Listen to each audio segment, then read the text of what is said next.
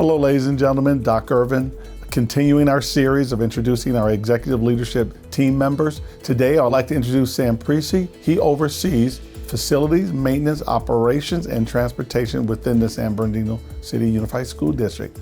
My name is Samuel Precie, Administrative Operations for the district, and I oversee the departments of Facilities and Construction, Maintenance and Operations, Transportation, and Energy Management Services.